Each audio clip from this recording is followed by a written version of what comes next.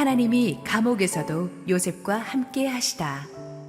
창세기 39장 21절에서 23절 말씀입니다. 여호와께서 요셉과 함께 하시고 그에게 인자를 더하사 간수장에게 은혜를 받게 하시매 간수장이 옥중 죄수를 다 요셉의 손에 맡김으로 그 재반 사물을 요셉이 처리하고 간수장은 그의 손에 맡긴 것을 무엇이든지 살펴보지 아니하였으니 이는 여호와께서 요셉과 함께 하심이라. 여호와께서 그를 범사에 형통하게 하셨더라. 할렐루야. 우리 하나님께 감사와 영광의 박수 올려드리겠습니다. 축복된 신년 특세 21차, 이거 중요합니다. 반을 돌았습니다. 우리 21차에 현장에 오신 우리 사랑하는 성도님들과 지금 실시간 온라인 생방송으로 함께하고 계시는 모든 국내외 성도님들에게 하나님의 은혜가 충만하게 임하기를 축원합니다. 지난 며칠 동안 들어온 특세 간증들이 많은데 그 중에 두 개만 읽어드리겠습니다. 첫 번째 간증은 우리 직장생활하는 우리 청년이 보내주셨네요. 저는 직장 다닌 지 15년 차입니다. 은행 홍보부에 전문 계약직으로 입사했고 탁월하게 업무를 했던지라 많은 프로젝트에 함께하며 성과도 올리고 많은 인정을 받았습니다. 정규직 전환이 이슈였는데 내년에 될 테니 걱정 말라며 연봉도 올려주지 않고 희망 고문을 당했던 것 같습니다. 그렇게 몇 년을 정말 속된 말로 처럼 일했습니다. 멍멍이처럼 일했습니다. 그렇지. 표현이 좀 몸은 프로젝트 하나 끝날 때마다 병원 가서 링게르를 맞을 정도로 혹사가 되었지만 참고 좋은 날을 기다렸습니다. 그런데 2018년 새로운 정책이 생기면서 정규직 전환 기회는 없어지고 은행 내 준정규직 전체 흡수되어서 호봉 나래비가 세워졌습니다. 비교를 하자면 입사 15년 차인 지금 이제 막 학교를 졸업하고 입사한 신입 행원보다도 호봉이 아래이고 준정규직자 가운데서도 저보다 입사 8, 9년이 늦은 특성학교 출신 12살 어린 친구들보다도 아래입니다. 저랑 친구였던 동료들은 어느새 차장 팀장이 되어 제 연봉의 두세 배를 받고 책임자 자리에 앉아 있고 제가 가르치고 키웠던 까마득한 후배들도 다 과장 자리에 올라와 제가 낮은 자리에 있습니다. 이 이상한 일이 일어난 게 너무 신기할 정도입니다.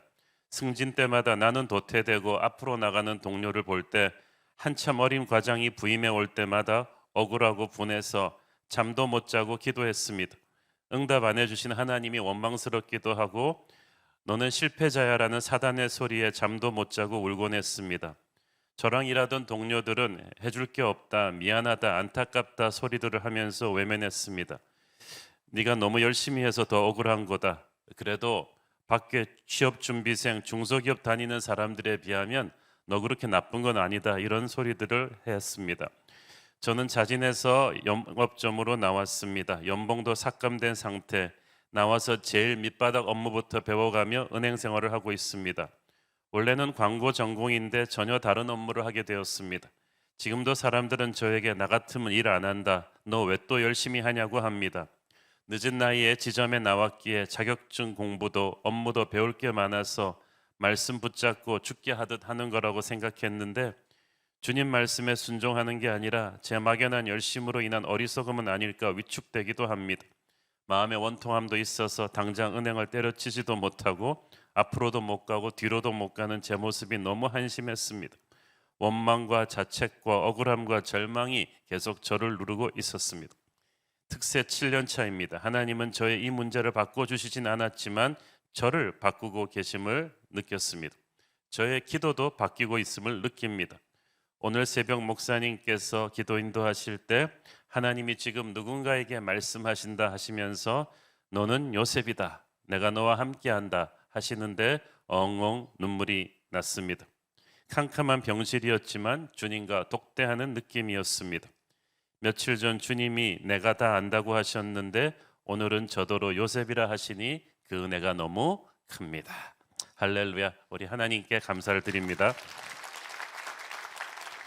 청년 2부 이은지 자매님 간증이었는데요. 이렇게 하나님께 참 어렵게 힘들게 마음고생하면서 직장생활 하시는 분들이 참 많아서 비슷한 간증들이 많았습니다.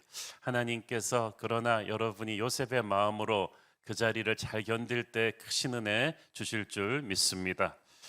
그 다음 간증입니다. 제 동생은 중국에서 백신 맞은 이후 후유증으로 심한 심장 통증으로 정확한 진단과 치료를 위해 급히 귀국하게 되었습니다. 귀국 후 유명한 대학병원들 다 가보았지만 검사 결과에는 아무런 이상이 없어서 원인을 알 수 없는 고통의 시간이 지속되었습니다. 가슴 통증에서 시작해서 호흡 곤란, 위가 찌르는 통증 등 다양한 증상을 동반한 고통으로 응급실은 물론이고 과별로 병원들을 다 방문해서 진료를 받았으나 전혀 차도가 없었습니다. 급기야는 공황장애 진단으로 인해 신경정신과 예약까지 하게 되었습니다. 여러 과에서 처방받은 약뿐 아니라 한약, 영양제 등 각종 좋다는 건강보조식품까지 다 섭취해 보았지만 여전히 반복되는 고통, 일상적인 생활이 매우 어려운 상황이었고 게다가 어린 두 아이들을 키워야 되는 어려움도 있었습니다.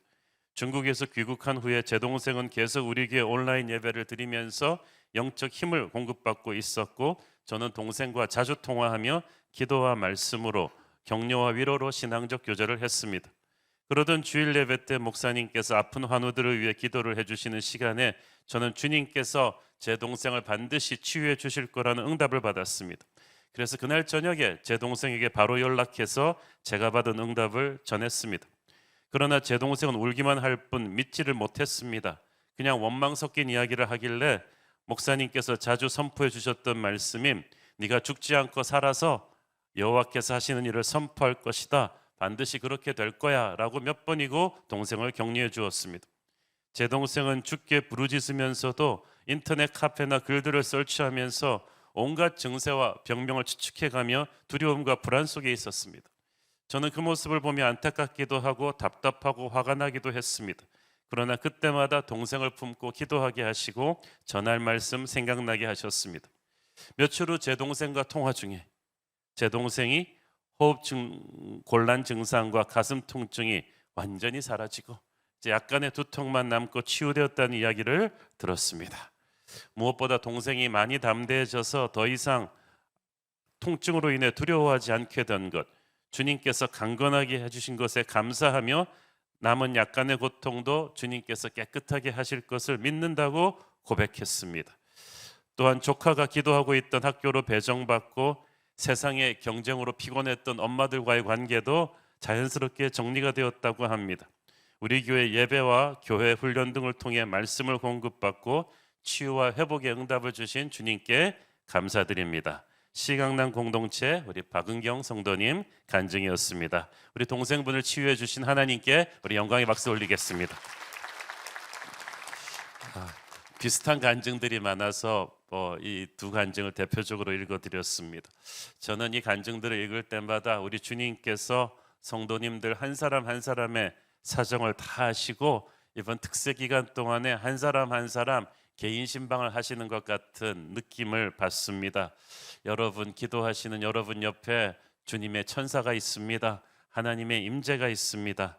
내일은 또 새벽 토요일입니다. 우리 구정 전에 우리 반환점을 도는 토요일 특별 새벽기도 설교 후에 또 치유와 회복을 위한 특별 기도회를 할 텐데 지난 몇 번의 토요 새벽 기도를 통해서 하나님께서 큰 역사를 하셨는데 내일은 또 어떤 은혜를 주실지 저도 기대가 됩니다. 특히 항상 그러시겠지만 금요일 날은 토요일의 은혜를 기대하면서 준비하시고 특히 간절한 치유와 회복의 소망이 있으신 분들 사모하는 마음으로 오시기를 바랍니다. 하지만 너무 일찍 오시지는 마시고 그냥 적당히 일찍 오십시오. 우리 주차팀 안내팀이 토요일 날은 얼마나 일찍 와야 되는지 모르겠다고 할 정도로 우리 성도님들의 열기가 뜨거운데 특히 이중 주차하시고 뛰어오지 마시고 바닥이 미끄러우니까 그냥 서로 다정하게 걸어오십시오. 내일 하나님께서 저와 여러분에게 또 특별한 응답과 기적과 능력을 부어주실 줄 믿습니다. 우리 함께 기도하시고 오늘 말씀 보겠습니다. 사랑하는 아버지 은혜 감사합니다. 이제 특세가 드디어 20일 반환점을 돌았습니다. 우리가 아는 문제 모르는 문제 우리의 무의식 속에 있던 영적인 적조까지도 하나님께서 기도하는 가운데 우리도 모르는 사이에 걷어가고 계심을 느낍니다. 우리 개인의 문제, 가정의 문제, 사업의 문제, 모든 문제, 나라의 문제까지도 오늘 성령께서 아시니 응답하시고 새롭게 하실 줄 믿습니다. 부족한 종을 감추시고 우리 주님 홀로 영광 받아 주시옵소서. 예수님 이름으로 기도했습니다. 아멘. 여러분들은 어떻게 생각하실지 모르겠지만 저는 개인적으로 요셉의 인생에서 가장 은혜를 받는 말씀이 오늘의 본문 말씀이에요. 좀 의외죠. 우리가 보통 할 때 뭐 요셉이 뭐 형제들을 용서하는 장면이라든지 총리 대신이 되는 장면이라든지 영화로 찍으면 그게 제일 하이라이트인데 저는 개인적으로 요셉의 오늘의 말씀이 참 가슴에 와닿습니다. 왜냐하면 요셉이 감옥 가서 일어났던 일이거든요. 근데 사람의 진면목을 보려면 그 사람이 스포트라이트를 받고 있을 때 잘 나갈 때는 몰라요. 그런데 진짜 그 사람의 진면목을 보려면 그 사람이 말할 수 없는 억울한 구덩이에 떨어졌을 때, 엄청나고 외롭고 힘든 광야를 지날 때 그 모습을 보면 우리는 그의 진면목을 알 수 있는데 요셉이 정말 그래서 훌륭한 사람인 것 같아요. 감옥 생활이 그 슬기로운 감방 생활의 아니라 은혜로운 감옥 생활의 원조가 바로 요셉입니다. 어제 본문 끝부분이 39장 그 20절을 읽고 시작을 해야 됩니다.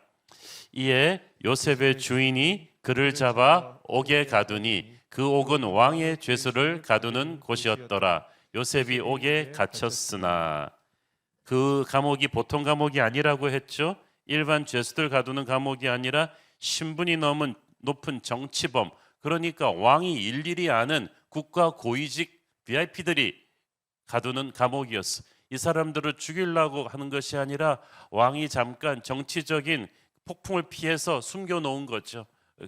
그런데 이것이 보디발이 왕의 친위대장이었다는 것과 무관하지 않습니다. 이 감옥은 보디발의 집 안에 있는 특별 감옥이었다고 했어요. 우리는 요셉이 보디발 집안 살림을 총괄했었다는 걸 알고 있죠. 그러므로 요셉도 잘 알고 관리하고 있던 감옥이었는데 여기서 다시 한번 광야 속에 길을 내시는 하나님의 섭리가 있습니다. 생덱쥐베리의 어린 왕자를 보면 사막이 아름다운 것은 곳곳에 오아시스가 숨겨져 있기 때문이라고 했죠. 요셉의 인생을 보면 절망의 광야에 떨어진 것 같은데 하나님이 숨겨놓은 오아시스가 있습니다. 그게 숨은 그림 찾기처럼 히든 카드로 곳곳에 나와 있어요. 이 감옥이 특별한 감옥이었다는 말이 힌트예요. 왕의 죄수를 가두는 감옥이었더라. 그 말은 요셉도 왕의 죄수란 얘기고 이제 요셉이 왕 앞에 서게 될 거라는 미래의 힌트죠. 21절이 중요합니다. 여호와께서 요셉과 함께 하시고 그에게 인자를 더하사 간수장에게 은혜를 받게 하시매. 자, 어제 본문에서 요셉이 보디발의 집에 노예로 갔을 때도 여호와께서 그와 함께 하심으로, 그 말이 나왔죠. 하나님 안 믿는 보디발도 그것을 알았다고 했어요. 여호와께서 요셉과 함께 하시는 것을 알았다고 했어요. 그것은 참 대단한 거예요. 산전수전 다 겪은 시위대장입니다. 보디발이 요셉이 성경책 들고 교회 가는 걸 보고 하나님의 사람인 걸 안 게 아니에요. 세상에서 그냥 일하는 것 보고 사람들 대하는 것 보고 하나님의 사람인 걸 직감한 거예요. 하나님이 도와주시는 사람인 걸 직감한 거예요. 말로 설명할 수 없는 뭔가가 이 아이한테는 있는 거예요. 그 다른 노예들과는 비교할 수가 없는 평안함과 당당함이 있고, 애굽의 기라성 같이 똑똑한 사람들을 많이 알았지만 그냥 인간적으로 똑똑한 게 아닌 하나님의 지혜가 있는 게 요셉한테서 느껴진 거예요. 하나님의 능력이 있어요. 그러니까 요셉한테 완전히 모든 걸 맡기고 뒤도 돌아보지 않았습니다. 혹자는 요셉이 벼락 출세했다고 말하겠지만 시위대장 보디발이 아무 능력 없는 사람, 벼락 출세시켜주는 할 일 없는 사람 아닙니다. 그럴 만한 인물이라고 판단했으니까 요셉에게 모든 것을 맡긴 거예요. 왕의 오른팔이지만 그만큼 또 사람들의 시샘을 받는 자리이기 때문에 이 집안 살림 어그러지면은 그 자리에서 쫓겨날 수도 있어요. 그런데도 보디발이 자기의 운명을 요셉에게 맡겨준 거예요. 대단합니다. 그것은 요셉이, 그래서 보디발이 요셉을 출세시켜 준 게 아니라 요셉 같은 청지기가 있었기 때문에 보디발이 정말 로또 맞은 거예요. 그 사람이 정말 축복을 받은 거죠. 우리는 그 생각을 해야 돼요. 높은 자리에 갈 생각을 하지 말고 내가 높은 자리에 가는 것이 그 회사를 위해서, 그 조직을 위해서 좋은 일인가. 요셉은 자꾸 세상이 나를 알아주지 않는가, 왜 높은 자리에 앉혀주지 않는가 말하지 않았어요. 그는 주어진 하나님 안에 거하면서 정말 모든 작은 일에 충실하고 있었어요. 그랬더니 숨길 수 없는 하나님의 오라가 그에게서 드러난 것. 하나님의 때가 되면 반드시 우리를 빛나게 하실 것입니다. 그리고 우리를 통해서 주위로 축복이 흘러가게 하실 거예요. 많은 사람들이 어떤 자리에 오르기 위해서 야심을 키웁니다. 그러나 여러분이 어떤 자리에 앉는 건 여러분의 꿈이 될 수가 없어요. 뭐 대통령이 되는 게 꿈인 사람은 대통령 시키면 안 돼요, 솔직히. 나라를 살리겠다는 게 꿈이고 대통령은 하나의 과정일 뿐이죠. 우리 애를 의사 만드는 게 꿈인 그런 목표를 갖지 마세요. 진정한 의사 정신을 가지고 사람들을 치유하겠다는 마음을 가지고 의사 라이센스는 거기까지 가는 과정일 뿐이에요. 우리 애가 명문대 들어가는 게 꿈이 아니에요. 그것은 과정이에요. 과정과 끝을 혼동해서는 안 돼요. 요셉은 총리 대신이 되겠다는 야심은 1도 없었던 사람이. 많은 사람들이 자리에 오르기 위해서 야심을 가지는데 하나님의 사람은 그렇지 않아요. 그 자리에 오르면서 그 사람이 그 자리를 빛나게 합니다. 그로 인해 축복이 흘러 들어오기 시작합니다. 애굽에 수많은 총리들이 있었지만 요셉 때문에 애굽의 운명이 바뀌게 되잖아요. 여러분은 수많은 사람 중에 하나가 되면 안 되고 여러분으로 인해 그곳이 복받는 축복의 통로가 되어야만 합니다. 어떤 자리에 오르는가 보다 중요한 것은 그 자리에 오름으로써 여러분의 주변이 어떤 축복을 받았는가, 어떤 결과가 나타났느냐이죠. 성경은 요셉이 보디발 집 살림을 총괄하면서부터 하나님께서 그 집에 복을 부어주셨다고 했어요. 나중에 애굽을 관리했을 때도 똑같죠. 그러므로 그 누구도 요셉의 출세를 두고 이러쿵저러쿵 반론을 제기할 수는 없었어요. 처음 그 자리에 갈 때는 그랬는지 몰라도 그 자리에 있으면서 요셉의 경영을 보고는 모두가 요셉의 경영의 수혜자가 되고 나니까 뭐라고 이러쿵저러쿵 말할 수가 없어요. 여러분도 반론의 여지가 없는 그런 성공을 하기를 축원합니다. 그런데 보디발의 집에서 일어났던 것과 똑같은 일이 감옥에 들어간 요셉에게 재현됩니다. 21절을 보니까 여호와께서 요셉과 함께 하시고 그에게 인자를 더하사 간수장에게 은혜를 받게 하셨다. 아무리 신분 높은 정치범들이 수감된 특별 감옥이라고는 하지만 감옥은 감옥이에요. 분노와 억울함과 거짓이 가득 찬 사람들이 수감되어 있는 곳입니다. 그런 범죄자들을 다루는 정치범들이죠. 간수장도 보통 사람이 아니었을 거예요. 감정이 차가운 사람이었을 것입니다. 그 정석대로라면 이 요셉은 굉장히 홀대를 받았어요. 마땅한데, 왜냐하면 이 사람이 또 나중에 희망이 있는 정치인 VIP도 아니고 그냥 노예 출신인데 주인 마님을 겁탈했다는 그런 프레임을 쓰고 돌아왔기 때문에 뭐 요셉한테 잘해줄 이유가 없잖아요. 그런데 하나님께서 요셉과 함께 하셨어. 그때부터 모든 게 바뀌었어.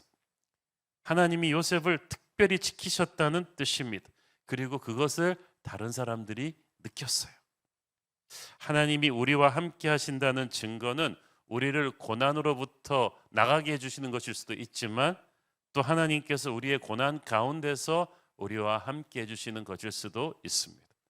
하나님께서 다니엘을 사자굴에서 빼내주시진 않으셨지만 사자굴 가운데서 함께 계시니까 사자들의 입이 막혔죠.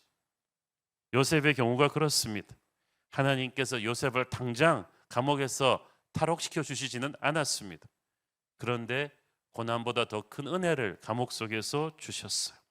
그 은혜로 인해서 요셉의 인생이 살아남는 정도가 아니라 놀라운 역전으로 가게 되죠. 감옥에게 던져진 요셉에게 가장 필요한 은혜는 무엇입니까? 간수장에게 은혜를 받는 거예요. 하나님은 요셉이 어딜 가든지 그곳의 사람에게 사랑받게 하셨습니다. 보디발같이 최고위층 사람에게도 특별한 신임을 10년 동안 받더니 또 감옥에 가니까 간수장한테도 은혜를 받습니다. 그러니까 특별히 로비하고 빽쓸 것도 없이 요셉한테는 하나님이 주시는 거룩한 매력이 있었어요. 요셉이 권력자들을 따라다니지 않았는데 권력자들이 요셉에게 먼저 와서 은혜를 베풀었습니다. 하나님께서 힘 있는 사람들의 마음을 움직이셔서 요셉의 편이 되게 하셨어요. 저는 여러분에게 하나님이 어디를 가시든지 이런 사람의 복을 주시기를 축원합니다. 학연, 지연, 혈연 아무 소용없어요. 하나님이 주시는 은혜가 여러분을 감싸면 여러분이 만나는 모든 직장 상사들, 동료들, 여러분의 적들까지도 여러분을 함부로 못하게 될 것입니다. 상황이 좋든 나쁘든 사람은 인복이 있어야 된다고 하는데 인복은 하나님 복에서 나오는 거예요. 자, 22절 읽습니다. 그래서 어떻게 합니까? 간수장이 옥중 죄수를 다 요셉의 손에 맡김으로 그 재반 사물을 요셉이 처리하고, 보디발이 집안일 전체를 요셉에게 맡겼던 것과 똑같은 상황이 재현되죠. 요셉이 좋은 환경에 들어가서 그에게 좋은 일이 생긴 게 아니고 요셉이 하나님의 사람이니까 나쁜 환경도 좋게 바꿉니다. 환경이 사람을 바꾸기도 하지만 사람이 환경을 바꾸기도 하는데 요셉이 그랬어요. 높은 산이 거친들이 그 어디나 주 예수 모신 것이 그 어디나 천국이다.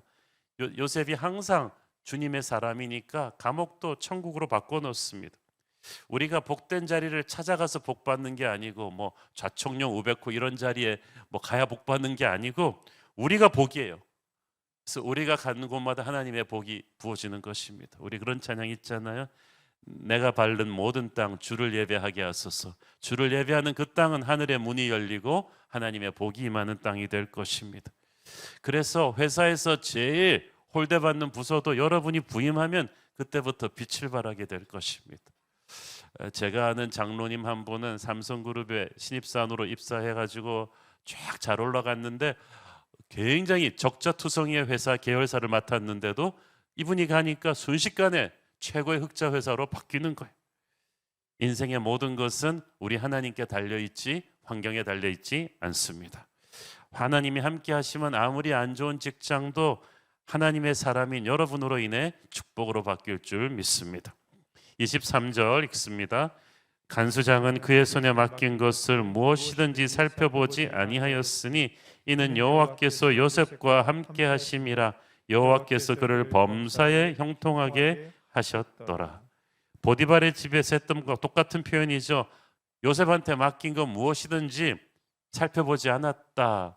그것은 그들이 방임했다는 얘기가 아니라 그만큼 요셉에 대한 신뢰가 절대적이었다는 거예요. 여러분, 보스가 여러분 안 믿으면 깐작깐작 관리합니다. 못 믿겠으니까 막 관리하고 잘하고. 그런데 믿으면 별로 잔소리할 게 없죠. 요셉이 그랬다는 거예요. 윗사람들이 딱 보고 그의 인품과 실력을 신뢰한 거예요. 성경은 이 원인을 간단히 설명하죠. 여호와께서 그를 범사에 형통하게 하셨기 때문에. 근데 영어 성경이 더 재밌겠어요. God gave him success in whatever he did. 뭔 일을 하든지 성공하게 하셨다. 성공이라는 단어를 썼어요. 저는 사실 처음 이걸 보고 웃었어요. 감옥에서 성공한다고? 이게 뭔 말이지?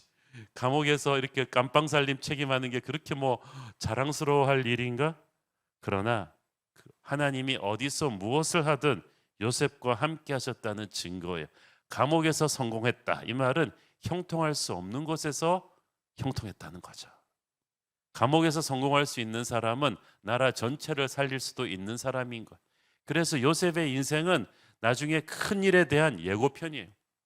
그러므로 여러분, 나중에 나는 큰일 하겠다 이런 말 지금부터 하지 말고요. 지금 여러분에게 맡겨진 작은 일을 성공해야 돼요. 그게 여러분에게 앞으로 이룰 큰 일의 예고편이거든요. 사나운 간수장도 요셉을 총애했어요. 감옥의 모든 행정 살림을 어린 요셉에게 일임했습니다. 그런데 감옥의 일이 너무 잘 돌아가는 거예요. 요셉이 감옥 살림을 관장하기 시작한 이후로 아마 감옥 안에는 식량도 공평하게 분배되고 이렇게 부정부패도 사라지고 죄수들 사이에서 폭동도 잠잠해지고 모든 것이 아주 효율적이고 깨끗하게 운영되었겠죠. 뛰어난 리더가 딱 잡으면 환경이 완전히 바뀌는 거예요. 나쁜 환경을 하나님의 사람이 들어가 다스리면은 좋게 바뀌어집니다.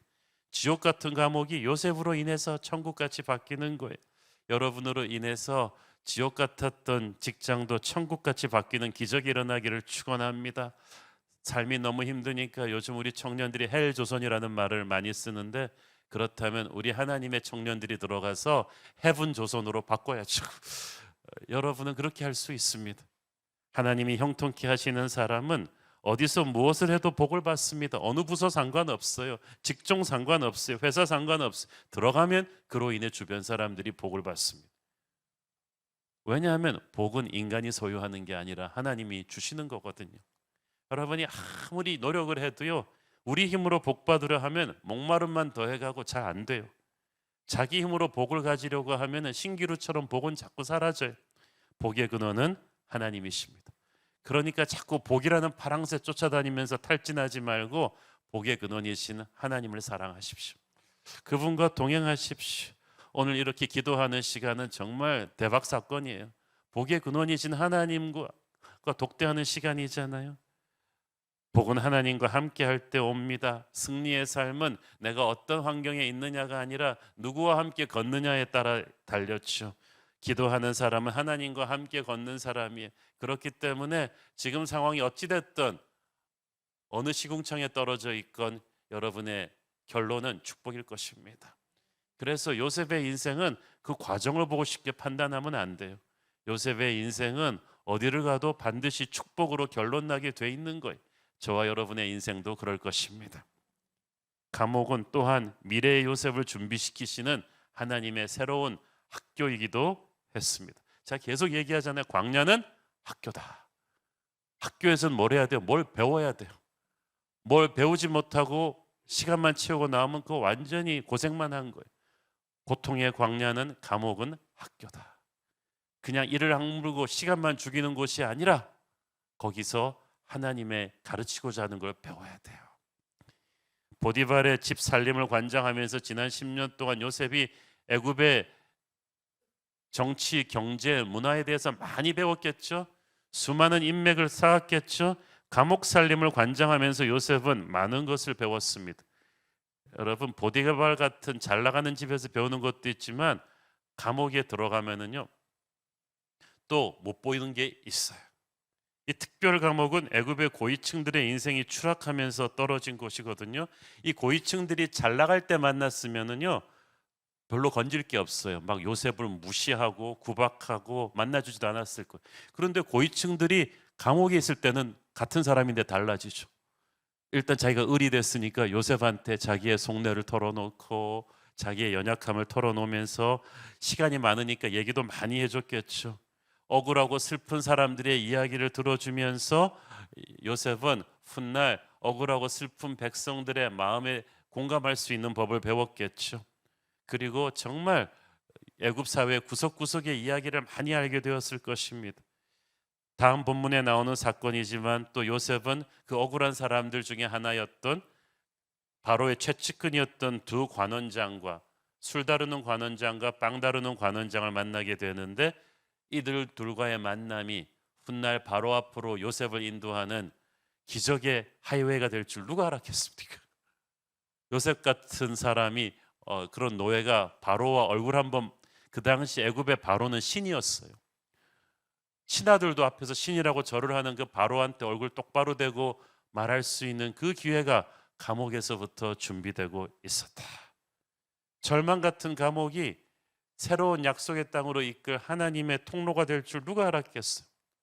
우리 생각에는 바로 앞에 가려면 일단 먼저 서울대학교나 하버드 유학 가야 된다고 생각하죠.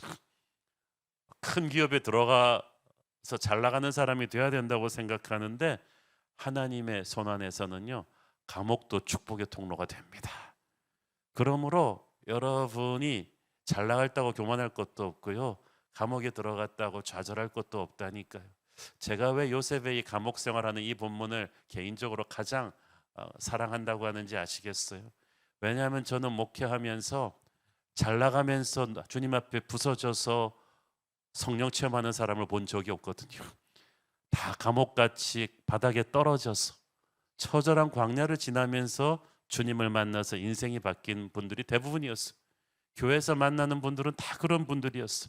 그래서 저는 감옥을 지나는 요셉의 모습에서 우리의 모습을 보는 거예요.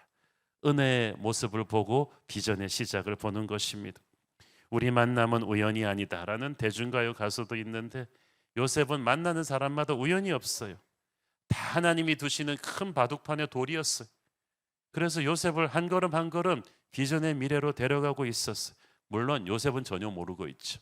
지금도 그렇습니다. 우리는 몰라요. 그러나 하나님이 우리를 왜 지금 이렇게 이곳저곳으로 고난의 숲을 지나게 하시는지 곧 알게 될 것입니다. 노예 생활에서 우리는 감옥 생활로 한 단계 더 내려갔다고 생각할 때 억장이 무너졌겠죠. 그런데 내려간 게 아니라 하나님의 절묘한 섭리로 바로 왕에게 올라가는 최고속 엘리베이터였어요. 하늘로 가는 기적의 포탈이었다니까요. 요셉은 그러니까 노예로 떨어져도, 감옥 죄수로 떨어져도, 그래서 주어진 상황 속에서 절망하지 않아요. 다시 툭툭 털고 일어나 감사하고 최선을 다하는 사람이었습니다. 여기서 배워야 돼요. 요셉이 이를 갈고 자기의 운명을 한탄하며 자기를 이렇게 만든 사람들한테 복수를 다짐하는 몽테크리스토 백작처럼 이 감옥을 하지 않았다. 사랑하는 여러분, 우리는 몽테크리스토가 아니라 우리는 요셉입니다. 감옥에서 복수를 생각하지 말고, 이를 갈지 말고, 운명을 한탄하지 말고, 하나님이 나와 함께하는 것을 확신하고 절망하지 마십시오. 환경이 바뀌었어요. 그것도 안 좋은 쪽으로 바뀌었어요. 그러나 이 속에서 조급하게 탈출하려고 발버둥 치지 말고 툭툭 털고 일어나서 Let's go Holy Spirit. 그래, 직장이 달라졌을 뿐이야. 감옥에서 또 감옥 청지기로 요셉은 또 출근합니다. 이해할 수 없는 고난 속에, 감옥 속에 갇혀 있는 분들, 여러분 너무 고민하지 마시고 좌절하지 말고 복수를 생각하지 말고 하나님을 바라보십시오. 너희는 가만히 있어 주가 하나님 됨을 알지어다. 우리는 어떤 상황에서건 하나님의 리더십을 믿어야 돼요. 지금 하나도 이해가 안 되지만 믿음은 이해하는 것이 아니라 신뢰하는 거죠. 우리가 알지 못하는 축복의 미래로 나를 잡고 가시는 하나님의 임재를 지금 느껴보십시오. 요셉에게, 예수님에게 최후 승리를 주신 하나님이 바로 저와 여러분의 하나님이십니다. 기도하면서 시선을 들어 그분을 보십시오. 기도하겠습니다. 주님, 은혜를 감사합니다. 감옥에서도 요셉과 함께 하셨던 주님이 오늘 감옥같이 힘든 절망의 구렁텅이를 지나고 있는 우리 어떤 성도들에게 함께 하시는 분인 줄 믿습니다. 희망을 주시고 용기를 주시고 은혜를 주옵소서. 감옥 생활이 찬송 생활로, 천국 생활로 바뀌는 역사가 있게 하여 주옵소서. 예수님 이름으로 기도했습니다. 아멘.